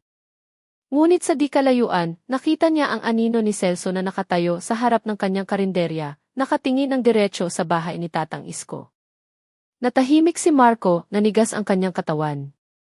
Ang tingin ni Celso ay hindi tulad ng dati, hindi pala kaibigan. May matalim na hinala na para bang alam niyang may itinatago si Marco.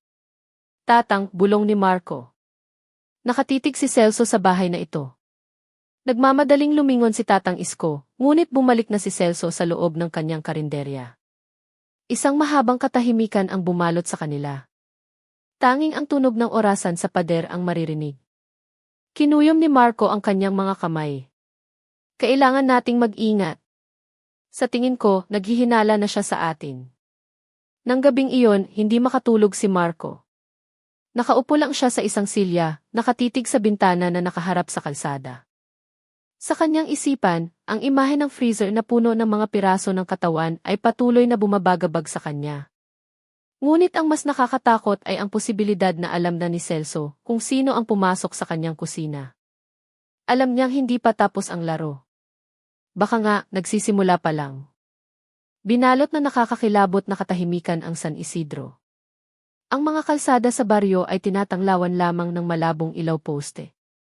Paminsan-minsan, maririnig ang huni ng mga kuliglig mula sa palayan. Sa isang simpleng bahay, nakaupo si Marco kasama si Police Captain Reyes at 2 pang pulis. Sa mesa, nakalatag ang isang maliit na mapa ng baryo na may malinaw na pulang tuldok, ang karinderya ni Celso. Sinimulan ni Reyes ang usapan sa mahina ngunit matatag na boses. Hindi na tayo maaaring maghintay pa. Bukas ng madaling araw, bago sumikat ang araw, isasagawa natin ang raid. Marco, ikaw at si Tatang Isko, huwag kayong makikialam. Trabaho na namin ito. Lumunok si Marco, pinipigilan ang pagnanais na makisali. Naiintindihan ko po, Kapitan. Pero tandaan ninyo, si Celso ay hindi basta-basta. Mapanlin lang siya, laging may paraan para takpan ang kanyang mga bakas. Tiningnan siya ni Reyes ng may tiwala. Kaya nga kikilos kami ng mabilis at tahimik.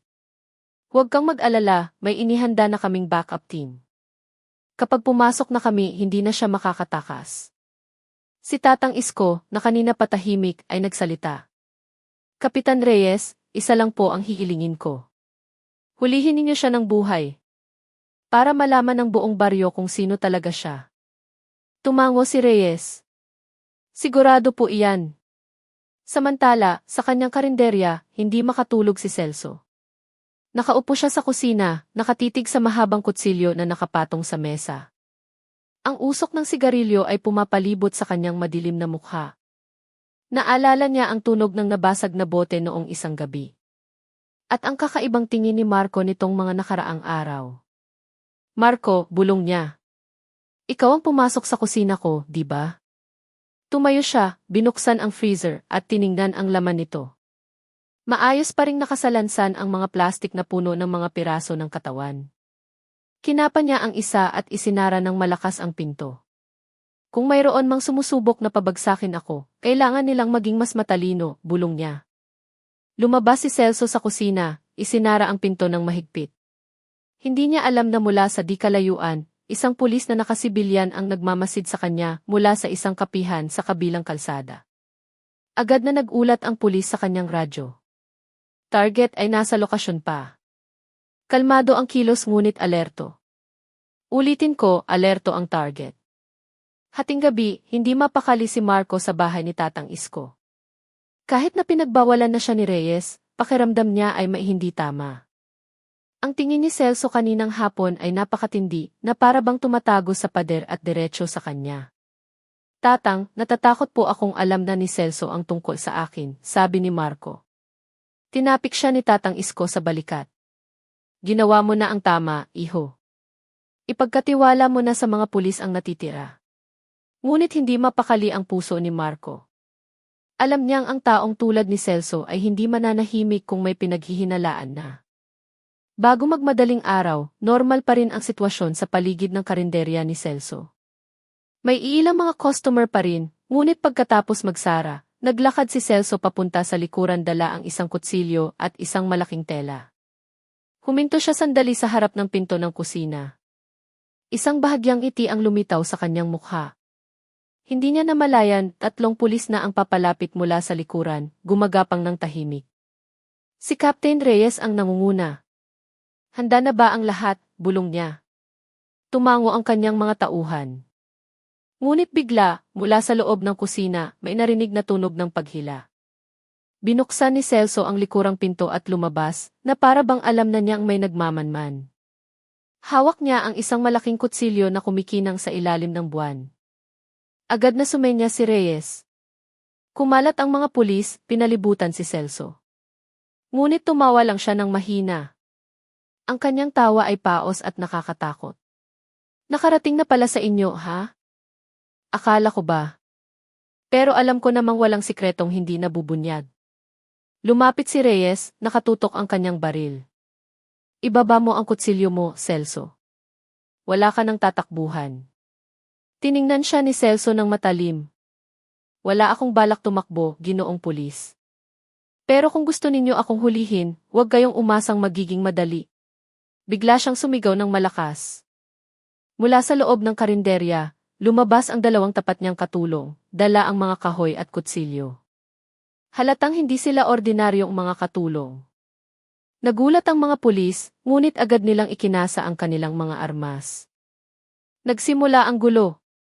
Sumigaw si Reyes, huwag patayin, lumpuhin lang. Naging magulo ang sitwasyon. Tunog ng bakal na tumatama sa kahoy, mga sigaw at mga yabag ang narinig. Ginamit ni Celso ang pagkakataon para umatras papunta sa kusina. Lumingon siya sandali kay Reyes na may mapanghamong tingin. Kung gusto ninyo ng ebidensya, pumasok kayo. Pero maghanda kayong makita ang impyerno, sabi niya bago isara ng malakas ang pinto. Kinuyom ni Reyes ang kanyang mga kamay. Habulin siya. Huwag hayaang makapasok pa ng mas malayo. Ngunit sa kanyang puso, alam niyang hindi magiging madali ang raid na ito. Si Celso ay hindi lang isang nagtitinda ng bulalo. Isa siyang predator na matagal nang naghanda para sa pinakamasamang posibilidad. Samantala, si Marco, na hindi makatulog, ay lumabas ng bahay. Naglakad siya papunta sa direksyon ng karinderya. Mula sa malayo, narinig niya ang ingay at mga sigaw. Alam niyang ito na ang gabi ng pagtutuos. Ngunit ang hindi niya alam, sa likod ng lahat ng kaguluhan, may inihanda si Celso na mas madilim pa kaysa sa isang kutsilyo o freezer na puno ng mga piraso ng katawan. Isang bagay na maaaring yumanig sa buong baryo kung malalantad. At nang gabing iyon, ang laro sa pagitan ng katotohanan at katatakutan ay pumasok na sa pinakamapanganib na yugto. Isang malakas na kalabog ang narinig mula sa loob ng karinderya ni Celso. Matagumpay na nalumpo ng mga pulis ang 2 tapat na katulong na sumubok lumaban. Ngunit si Celso mismo ay naglaho na sa likod ng pinto ng kusina. Pinangunahan ni Captain Reyes ang kanyang team sa pagpasok, puno ng tensyon ang kanyang mukha. Alam niyang tuso ang lalaki at hindi basta-basta susuko. Bantayan ang likurang pinto, huwag siyang hayaang makatakas, sigaw ni Reyes. Agad na kumilos ang 2 pulis papunta sa likod bahay. Samantala, si Reyes at ang natitira ay pumasok sa kusina. Ang amoy ng kumukulong sabaw ng bulalo ay maihalong matapang na amoy ng lansa. Ang malalaking kaldero ay nasa ibabaw pa rin ng kalan, nagpapakulo ng isang likidong malinaw na tila ordinaryo, ngunit ngayon ay nagpapakilabot sa lahat. Binuksan ni Reyes ang kanyang flashlight, itinutok sa isang sulok ng silid. Nakita niya ang isang malaking mesang kahoy na may mga itim na pulang mansa.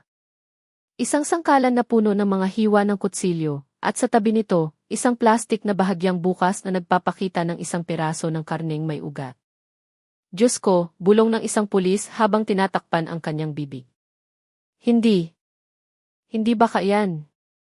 Lumapit si Reyes, sinuri ng mabuti. Huminga siya ng malalim at lumingon sa kanyang mga tauhan. Idokumento ninyo ang lahat ng ito. Huwag munang hawakan ang kahit ano. Nang buksan ng isang pulis ang malaking freezer sa sulok ng kusina, ang umigik na tunog ng pinto nito ay nagpalingon sa lahat.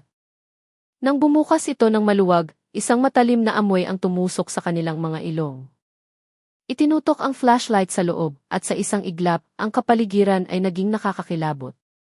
Puno ang freezer ng mga plastik na naglalaman ng mga piraso ng katawan ng tao.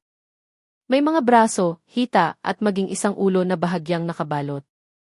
Ang mga mata ng isa sa mga ulo ay nakabukas pa, nakatitig sa kanila. Ilang mga pulis ang agad na umatras, ang iba ay halos masuka. Biglang naging siksikan ang pakiramdam sa silid.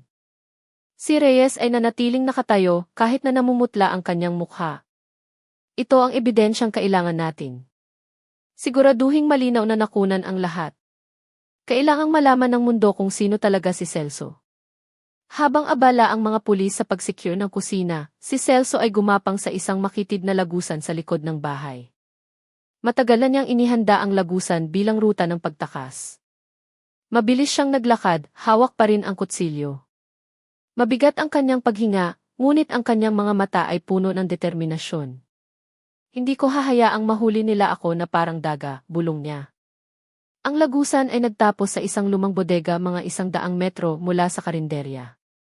Matagal nang inabandona ng mga residente ang bodega, ngunit ginawa itong lugar ni Celso para itago ang ilan sa kanyang madidilim na sikreto.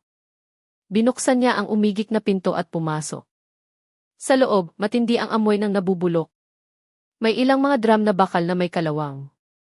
Nang lumapit siya, malinaw na nakita ang isang likidong mapula na nangingitim na. Sa ibabaw ng isang mesa, may mga lumang talaan, isang listahan ng mga pangalan na may mga krus. Tiningnan ni Celso ang listahan at bahagyang umiti. Akala nila tindero lang ako ng bulalo. Hindi nila alam. Matagal ko nang kinokontrol kung sino ang mabubuhay at kung sino ang mawawala. Ngunit nawala ang ngiti niya nang makarinig ng mga yabag. Tila napalibutan na ng mga pulis ang lugar. Idinikit niya ang kanyang tainga sa pinto, narinig ang mga sigawan sa di kalayuan. Hanapin siya, huwag bigyan ng puwang. Siguraduhing lahat ng pinto ay bantay sarado. Naggalit ang mga ngipin ni Celso, hinigpitan ang hawak sa kutsilyo. Kung ito na nga ang katapusan, isasama ko sila. Sa kabilang banda, si Marco, na naglakas loob na lumabas ng bahay ni Tatang Isko, ay tumakbo papunta sa gulo. Mula sa malayo, nakita niya ang mga kumikislap na ilaw ng flashlight ng mga pulis. At ang mga sigawan ng mga residente na nagsisimula ng magdatingan. Sinubukan niyang lumapit, ngunit pinigilan siya ng isang pulis. Hindi ka maaaring pumasok. Mapanganib dito. Tiningnan siya ni Marco nang may pag-aalala. Ako ang unang nakakita ng ebidensya sa kusina. Huwag ninyo akong hadlangan. Kailangan kong siguraduhin na hindi makakatakas si Celso. Nag-alinlangan ang pulis. Ngunit bago pa siya makasagot, lumitaw si Captain Reyes mula sa loob ng karinderya. Seryoso ang kanyang mukha. Hayaan ninyo siya, sabi ni Reyes, pero huwag masyadong lalapit. Kailangan natin ng saksi na tulad niya. Tumango si Marco at tumayo sa gilid. Kumakabog ang kanyang puso. Mula sa direksyon ng lumang bodega, nakita niya ang anino ng isang taong mabilis na kumikilos. Alam niyang si Celso iyon. Kapitan, papunta siya sa bodega, sigaw ni Marco sabay turo. Agad na nag-utos si Reyes. Kordonan ang bodega. Huwag siyang hayaang makalabas. Daan-daang mga pulis ang tumakbo sa direksyon na itinuro ni Marco. Ang mga ilaw ng flashlight ay tumagos sa dilim. Sa loob ng bodega, handa na si Celso. Binuksan niya ang isa sa mga drum, isinausaw ang kanyang kutsilyo sa malapot na likido, at tiningnan ang pinto na may mabangis na tingin. Nang sipain ang pinto, pinuno ng liwanag ng flashlight ang silid. Pumasok ang mga pulis na nakatutok ang mga armas, sandaling natigilan nang makita ang laman ng bodega. Mga drum na puno ng pulang likido, mga buto na nagkalat, at mga talaan na malinaw na listahan ng mga biktima. Huwag kang gumalaw, Celso, sigaw ni Reyes mula sa likuran. Malakas na tumawa si Celso. Akala ninyo mahuhuli ninyo ako. Huli na kayo. Matagal ko nang napanalunan ang larong ito. Mabilis siyang kumilos, itinaas ang kutsilyo, handang umatake. Naging tensyonado ang mga pulis, naghihintay ng utos. Lumapit si Reyes. Wala ka nang matatakbuhan, Celso. Ibaba mo na ang kutsilyo mo bago pa mahuli ang lahat. Tiningnan siya ni Celso ng matalim. Huli na. Hindi, ginoong pulis. Nagsisimula pa lang ang laro. At sa sandaling iyon, umabot sa sukdulan ang tensyon. Ang mga pulis ay handang bumaril. Si Marco ay pinipigil ang hininga mula sa malayo, at si Celso ay nakatayo sa gitna ng bodega, handa nang gawin ang kanyang huling hakbang. Ang lumang bodega ay naging isang nakakakilabot na arena. Ang mga ilaw ng flashlight na tumututok sa lahat ng dako ay nagpapakita ng mga drum na may kalawang, mga buto na nagkalat, at mga lumang talaan na puno ng pangalan ng mga biktima. Ang amoy ng lansa ay tumutusok sa ilong, na nagpaduwal sa ilang mga pulis, ngunit ang sentro ng atensyon ay nanatili sa anyo ni Celso. Nakatayo siya ng tuwid sa gitna ng silid. Ang malaking kutsilyo sa kanyang kamay ay kumikinang sa liwanag. Nakangisi ang kanyang mga labi. Ang kanyang matatalim na mata ay kumikislap na parang isang mabangis na hayop na na-corner, ngunit handang lumaban. Huwag kang gumalaw, Celso, sigaw ni Captain Reyes. Nakatutok ang kanyang baril. Napapalibutan ka na. Ibaba mo na ang kutsilyo mo ngayon din. Tumawa si Celso. Ang kanyang paos na tawa ay umalingaw-ngaw. Akala ninyo takot akong mamatay? Masyado na akong matagal na nabubuhay kasama ng kamatayan. Ako ang pumipili kung sino ang aalis, kung sino ang magiging pagkain. At ngayon, ipapakita ko sa inyong lahat na hindi ako kailanman matatalo. Walang babala, biglang sumugod si Celso, ang kutsilyo sa kanyang kamay ay humagibis patungo sa isang pulis. Nasangga ito ng pulis gamit ang kanyang batuta, ngunit natumba pa rin siya. Ang manggas ng kanyang damit ay napunit, nag-iwan ng isang galos. Lumpuhin siya, sigaw ni Reyes. Ilang mga pulis ang nagpaputok ng babala sa hangin, ngunit hindi na tinag si Celso. Maliksi siyang gumalaw, ginagamit ang malalaking drum bilang panangga.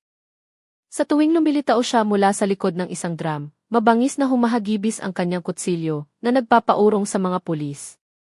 Sa labas ng bodega, si Marco na kanina pa naghihintay ay hindi na nakatiis. Pumasok siya kahit na pinagbawalan. Kapitan Reyes, makakatulong po ako, sigaw niya. Lumingon si Reyes, tensyonado ang mukha. Marco, lumabas ka. Hindi mo ito lugar. Ngunit hindi umatras si Marco. Ang kanyang mga mata ay nakatutok kay Celso. Ang taong simulat sa pool ay pinaghihinalaan niya. Lahat ng takot ay naging galit. Hindi na ako tatakbo. Kailangan kong makita ng sarili kong mga mata na mapipigilan siya. Nakita ni Celso si Marco. Lalong lumawak ang kanyang ngiti, puno ng pang-uyam. Aha, ikaw pala, binata. Ikaw pala ang naglakas loob na pumasok sa kusina ko noong isang gabi. Ikaw ang sumilit sa sikreto ko. Nanigas si Marco. At sisiguraduhin kong malalaman ng lahat kung sino ka talaga. Malakas na tumawa si Celso at mabilis na sumugod patungo kay Marco. Kung gayon, ikaw ang magiging huling pagkain ko. Nagulat si Marco, nanigas ang kanyang katawan. Halos tumampi na ang kutsilyo ni Celso sa kanyang dibdib nang biglang itulak siya ni Reyes. Sumablay si Celso, ang kanyang kutsilyo ay tumama sa pader na kahoy ng malakas. Nagsimula ang malapitang laban. Sinubukan ni Reyes na pigilan si Celso gamit ang batuta, habang si Celso ay patuloy na umaatake gamit ang kutsilyo. Lumabas ang maliliit na kislap ng apoy nang magtama ang dalawang metal. Si Marco, na bumangon, ay nakita si Reyes na halos magapi na. Mabilis siyang lumingon sa paligid at nakakita ng isang mahabang piraso ng kahoy sa sulok. Walang pag-aalinlangan, kinuha niya ito at sumugod. Nang ihahampas ni Celso ang kanyang kutsilyo kay Reyes, hinampas ni Marco ang braso ni Celso. Ang malakas na tama ay halos nagpatalsik sa kutsilyo. Hindi ako matatalo ng isang batang tulad mo, sigaw ni Celso. Ginamit niya ang natitirang lakas para paikutin ang kanyang katawan, hinampas si Marco hanggang sa matumba. Nahilo si Marco, ang kanyang ulo ay tumama sa isang drum. Itinaas muli ni Celso ang kanyang kutsilyo, handang tapusin si Marco. Ngunit sa sandaling iyon, mabilis na kumilos si Captain Reyes. Sinipa niya ng malakas ang pulso ni Celso. Nahulog ang kutsilyo, tumalsik sa isang sulok. Agad na dumamba ang ibang mga pulis. Dalawa ang humawak sa mga braso ni Celso, isa pa ang pumigil sa kanya sa sahig. Nagpumiglas si Celso, ang kanyang katawan ay malakas na parang sinasapian. Bitawan ninyo ako. Mga duwag kayo. Hindi pa ako tapos. Hindi pa ako talo. Yumuko si Reyes. Malamig ang kanyang mukha. Mahigpit niyang ipinosas ang mga kamay ni Celso. Tapos na. Nahanap na namin ang lahat ng ebidensya. Gugugulin mo ang natitirang buhay mo sa kulungan. Humingal si Celso sa sahig. Ang kanyang mga mata ay nag-aalab pa rin sa galit. Kulungan. Akala ninyo bukas, titigil na ang mga tao sa pagkain sa karinderya ko. Naadik na sila. Hahanap-hanapin nila ang lasa. Hindi ninyo iyon mabubura sa kanilang alaala. Tumayo si Marco na nanginginig ang katawan. Tiningnan niya si Celso nang may pandidiri at ginhawa. Nagkakamali ka, Celso. Hindi ka nila hahanap-hanapin. Mandidiri sila kapag nalaman nila kung ano talaga ang kinain nila. Katahimikan ang bumalot sa silid. Si Celso ay huminto sa pagpupumiglas, tumawa lang ng mahina habang nakatingin sa kisam. Sumenya si Reyes sa kanyang mga tauhan. Ilabas ninyo siya. I secure ang lokasyon. Lahat ng ebidensyang ito ay kailangang kunin. Itinayo ng mga pulis si Celso. Mumingisi pa rin siya. Sa labas ng bodega, nagsimula ng dumami ang mga residente. Nagsisiksikan sila, gustong malaman kung ano ang nangyari. Lumitaw si Tatang Isko mula sa karamihan. Nakita niya si Celso na dinadala na may posas. Bumagsak ang kanyang mga luha. Totoo nga. Totoo nga ang lahat. Lumapit si Marco, tinapik ang kanyang balikat. Tapos na po, Tatang. Hindi na niya kayang manakit pa. Tumayo si Captain Reyes sa harap ng mga residente. Malakas ang kanyang boses. Mga kababayan, lahat kayo ay saksi. Ngayong gabi, hinuli namin si Celso, ang may-ari ng karinderya. Hindi siya isang ordinaryong tindero. Isa siyang mamamatay tao na matagal nang nagtatago sa likod ng kanyang palakaibigang ngiti. Nahanap na namin ang lahat ng ebidensya. Biglang nag-ingay ang mga tao. Nagulat. May umiyak, may nagtakip ng bibig.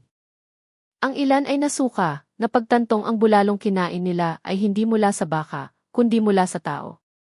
Ipinikit ni Marco ang kanyang mga mata. Lahat ng kanyang pinaghirapan ay umabot na sa puntong ito. Nahuli na si Celso, nabunyag na ang kanyang sikreto. Ngunit sa isang sulok ng kanyang puso, alam ni Marco na hindi pa ito tapos.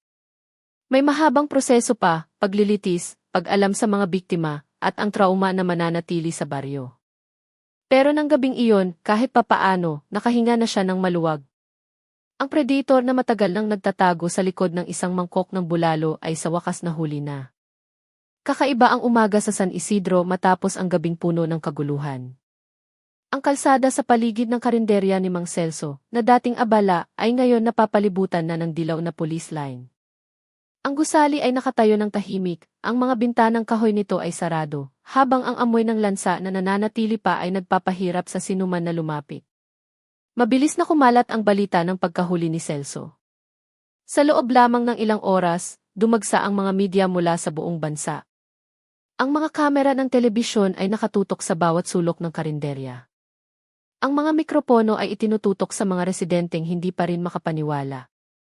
Ang mga reporter ay nag-uunahan sa pagbabalita, at ang mga headline ay pumuno sa mga screen at pahayagan, tindero ng bulalo, gumagamit ng karne ng gihi. Ang mga taga-baryo ay nagkukumpulan pa rin sa harap ng karinderya. Ang ilan ay hindi makapaniwala, ang iba ay humahagulgol. Ang ilan ay nagsasabing nasusuka sila sa tuwing naaalala nila kung gaano kadalas silang kumain doon. May mga nagmumura kay Celso at mayroon ding mga tahimik lang. Nakatayo si Marco sa gilid ng kalsada, pinagmamasdan ang karamihan na may mabigat na puso. Naririnig niya ang mga bulungan. Ang ilan ay sinisisi ang kanilang sarili sa hindi pagiging mapagmatsyag, ang iba ay walang tigil na sinusumpa si Celso. Ngunit para kay Marco, lahat ng ito ay parang isang masamang panaginip na sa wakas ay nabunyag. Lumapit si Tatang Isko, malungkot pa rin ang mukha. Marco, sa buong buhay ko, hindi ko inakala na magagawa ito ni Celso. Nakatira siya kasama natin, bumabati araw-araw, nagkukunwaring mabuting tao. Tiningnan siya ni Marco. Kaya nga po siya nakapagtago ng matagal, Tatang. Ang mga taong tulad niya ay alam kung paano itago ang kanilang tunay na pagkatao. Pero ngayon tapos na ang lahat. Tumango si Tatang Isko, kahit na patuloy pa rin ang pagpatak ng kanyang mga luha. Maraming pamilya ang masisira matapos malaman ito. Anak na nawawala, asawang nawawala, kapatid na nawawala. Iyon pala, matagal na silang biktima sa kanyang mga kamay. Hindi kalayuan sa kanila, si Captain Reyes ay nagbibigay ng pahayag sa press. Pinalilibutan siya ng mga reporter. Nakahanap na kami ng matibay na ebidensya, kabilang ang mga piraso ng katawan ng mga biktima sa bodega. Ayon sa paunang investigasyon, marami ang biktima. Karamihan ay hindi pa nakikilala. Makikipag-ugnayan kami sa forensic team para matukoy ang kanilang pagkakakilanlan. Si Celso ay opisyal na naming kinasuhan ng murder at mutilation. Nang araw na iyon, dinala si Celso sa headquarters ng pulisya na may mahigpit na seguridad. Kahit na nakaposas ang kanyang mga kamay, wala kang makikitang pagsisisi sa kanyang mukha. Sumulyap pa siya sa karamihan ng mga residente at bahagyang umiti, na para bang gusto pa ring mag-iwan ng takot sa kanilang mga puso. Tingnan mo siya, Marco, sabi ni Tatang Isko na nanginginig ang boses. Kaya pa niyang humiti pagkatapos ng lahat ng ito. Kinuyom ni Marco ang kanyang mga kamay. Iyan na ang huling ngiti niya sa labas ng kulungan, Tatang. Pagkatapos nito, rehas na bakal na lang ang tititigan niya. Sa mga sumunod na linggo, hindi na naging pareho ang baryo. Nanatiling sarado ang karinderya ni Celso at maraming residente ang umiiwas na dumaan sa harap nito. Ilang pamilya ng mga biktima ang lumapit sa pulisya para magtanong tungkol sa kanilang mga nawawalang kamag-anak. Bawat anunsyo ng resulta ng forensic identification ay laging may kasamang hagulgol. Madalas na pumupunta si Marco para tulungan ang mga pamilya, kahit na siya mismo ay binabagabag pa rin ang trauma. Sa tuwing ipipikit niya ang kanyang mga mata, naaalala niya ang galit na tingin ni Celso sa bodega, at ang amoy ng bulalo na dati niyang gusto. Isang hapon, nakaupo si Marco mag-isa sa gilid ng palayan. Dahan-dahang humangin. Tinitigan niya ang paglubog ng araw, sinusubukang unawain ang lahat ng nangyari. Narinig niya ang mga yabag na papalapit. Dumating si Captain Reyes na nakasibilyan. Mukha kang pagod, sabi ni Reyes habang umuupo sa tabi niya. Bahagyang umiti si Marco. Hindi lang po pagod, Kapitan. Pakiramdam ko, masyadong malaki ang lahat ng ito para sa akin. Isa lang po akong pulis, pero napasok ako sa isang sitwasyon na hindi ko kailanman inakala. Tinapik ni Reyes ang balikat ni Marco. Huwag mong maliitin ang sarili mo. Kung hindi dahil sa tapang mo, baka hindi nabunyag ang kasong ito. Maraming tao ang nailigtas mo. Tumingin si Marco sa langit. Minsan po, pakiramdam ko may kasalanan din ako dahil kumain din ako sa karinderya niya. Tulad ng ibang residente. Nasiyahan ako nang hindi alam kung saan nanggagaling ang lasa. Huwag mong sisihin ang sarili mo, sagot ni Reyes. Lahat ay naloko. Ang mahalaga, hindi ka nagbulag-bulagan nang magsimula kang maghinala. Iyon ang nagpaiba sa'yo. Huminga ng malalim si Marco at tumango. Ang mga salitang iyon ay bahagyang nagpagaan sa kanyang dibdib. Nang gabi, muling naging laman ng balita ang kaso. Sa telebisyon, lumitaw ang mukha ni Celso sa kanyang unang pagdinig. Binasa ng hukom ang mga kasong isinampa laban sa kanya. Si Celso ay tahimik lang na nakaupo, walang emosyon. Sabay-sabay na nanood ang mga taga-baryo sa kanilang community hall.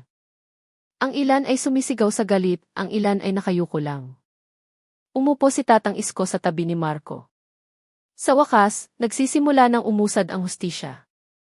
Kahit na ang sakit na ito ay hindi na kailanman mawawala. Tiningnan ni Marco ang screen, nakita si Celso na dinadala palabas ng korte. Ang mahalaga, hindi na niya kayang manakit pa. Sapat na iyon para sa akin. Lumipas ang mga araw at dahan-dahang bumalik sa normal ang buhay sa baryo. Kahit na malalim pa rin ang sugat, natuto ang mga residente na magtulungan. Ang mga bata ay muling naglaro sa labas, naging abala muli ang palengke, at ang tunog ng azan ay maririnig mula sa moske. Pinili ni Marco na ipagpatuloy ang kanyang trabaho bilang pulis sa San Isidro. Ngunit sa pagkakataong ito, hindi na lang siya basta-bastang nagpapatrolya. Isinulat niya ng detalyado ang tungkol sa kaso ni Celso, tungkol sa panganib ng pagwawalang bahala sa maliliit na senyales at tungkol sa tapang ng mga residente na magsalita. Isang gabi, muling umupo si Marco sa palayan, nakatingin sa mga bituin. Sa pagkakataong ito, hindi na siya nabibigatan. Nakaramdam siya ng ginhawa dahil nanalo ang katotohanan. Sa kanyang puso, nangako siya, hanggat kaya niyang maglingkod, palagi siyang papanig sa mga naglalakas loob na ilantad ang kasamaan, gaano man ito kaliit. Sa di kalayuan, ang dilaw na police line sa karinderya ni Celso ay nakakabit pa rin, dahan-dahang umiindayog sa hangin. Ang gusali ay naging isang tahimik na alaala na sa likod ng isang palakaibigang ngiti at isang mangkok ng masarap na bulalo, maaaring magtago ang isang hindi may larawang katatakutan. Ipinikit ni Marco ang kanyang mga mata